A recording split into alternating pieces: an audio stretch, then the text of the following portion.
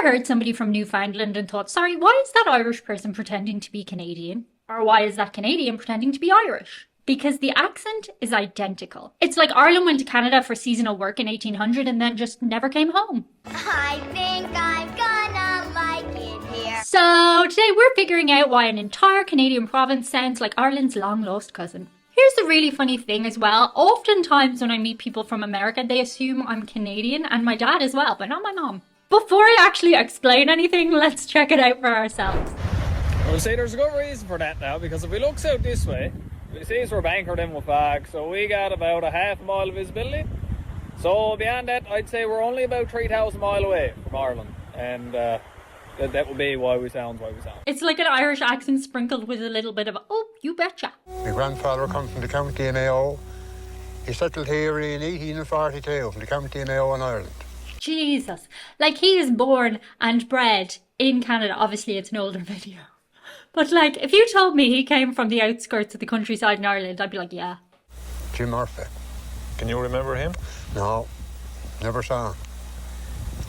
My father died, he was 72. He died in 1942. Were any of your family, George, ever been to Ireland? No. Would you ever expect to go there? Oh my, no. I wish I was able to go there now. You know? Yes. But no. Like, that is crazy. They've never even been to Ireland themselves. It kind of doesn't sound like any specific regional Irish accent anymore. It's like it hasn't been updated. Don't get me wrong, you can get some people who still talk like that in certain parts, but like it's more of a rarity. Alright, again. Let me get more in the glamour. All the doors with more of that. Not holding the door. Yeah. We'll get into that. Right, so why does the Newfoundland accent sound like Ireland we left charging upstairs and forgot about? Well, the reason is because Newfoundland was basically built by Irish people. It wasn't just influenced by them, it was literally assembled from Irish parts. From the 1600s up to the early 1800s, boatloads of people left Waterford, Wexford, Kilkenny and Cork to work in the Newfoundland fisheries. And they didn't trickle in, they flooded in.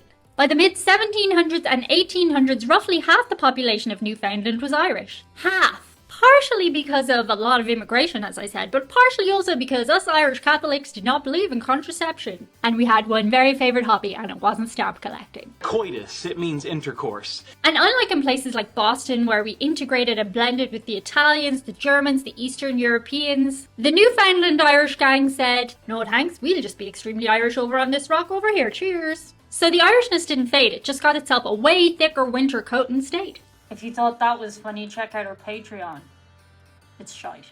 By the way, if you're wondering why so many Irish people went to Newfoundland at the same time as Irish people were going to America, well, it was for very different reasons. America was the new life, new opportunities, go west, live your dreams, reinvent yourself. Newfoundland was a job, specifically fish.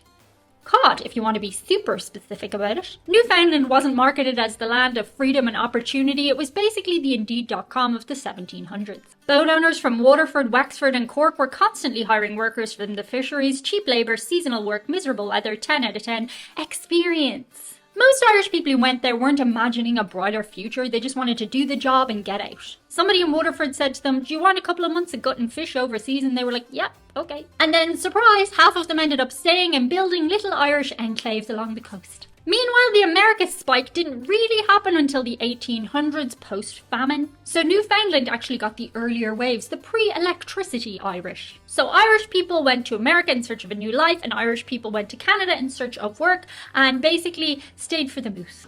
Moose.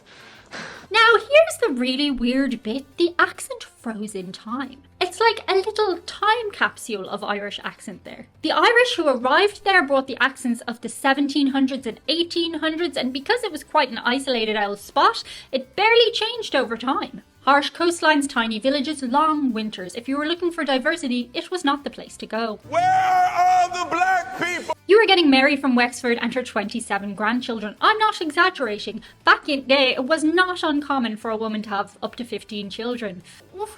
Good luck with that. So while Irish accents back home evolved up to now, some became Americanized, some more or less English, and some became very Kardashian-like. Not only does he walk into my house, crack on to my daughter, he tries to crack on to my wife. My wife of almost 20 years. Okay, look, let's be fair. I still do all right on the side between ourselves, okay? A lot of people, they ask me what's the secret to a happy marriage, and I tell them 2 mobile phones. I don't know what you're talking about.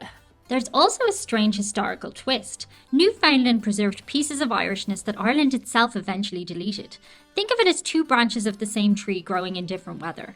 Ireland spent the 1800s and 1900s dealing with British rule, urbanisation, mass emigration, radio, television, all of which slowly reshaped how we spoke. But Newfoundland, none of those forces pushed as hard, so bits of older Irish survived there while modern Ireland moved on. Some traditional Irish idioms that disappeared at home stayed alive in Newfoundland, like stubborn heritage moss. Even certain grammatical quirks held on longer there than in parts of Ireland. It's not that Newfoundlanders sound Irish, it's that Newfoundland accidentally became the museum of an Ireland we don't even speak anymore. Mostly. Jack says Joan, I said.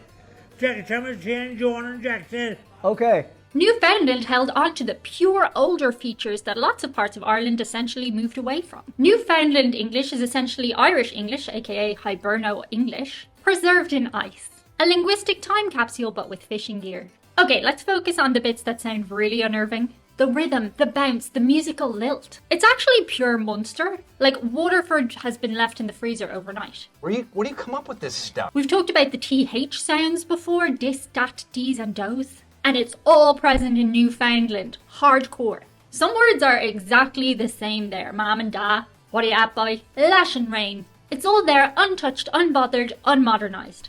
And what's really interesting to me is that the Irish humour stuck around too. Storytelling, roasting, self-deprecation, it's all there in Newfoundland. You get the sense that they can take the absolute piss out of themselves and you while simultaneously offering you dinner. Hours of chatting, zero feelings disclosed, very Irish. Because it's not just how they talk, the atmosphere is Irish as well.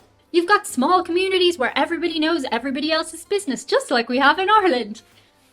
Oh, fun sometimes. You've got hospitality that feels as familiar as your mammy's apple pie.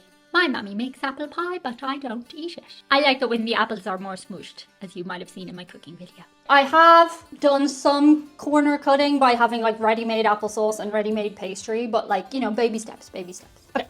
And they have that very Irish relationship with tragedy whereby they'll tell you about the death of 5 people in the village recently and then ask you about the weather. It feels very Irish, but with snowdrifts and maple syrup. So that's why Newfoundlanders sound Irish, because they basically are, although they may have never set foot on the island. Huge Irish population, generations of isolation, and a culture that held on to its Irish roots with a grip strong enough to survive the Atlantic. And if you're watching right now from Newfoundland, comment below, because who knows, maybe you're my cousin. Thank you so much, guys. That's it for today. See you on the other side. Bye. Do you want to be in this video? Oh, Canada, our home and native land.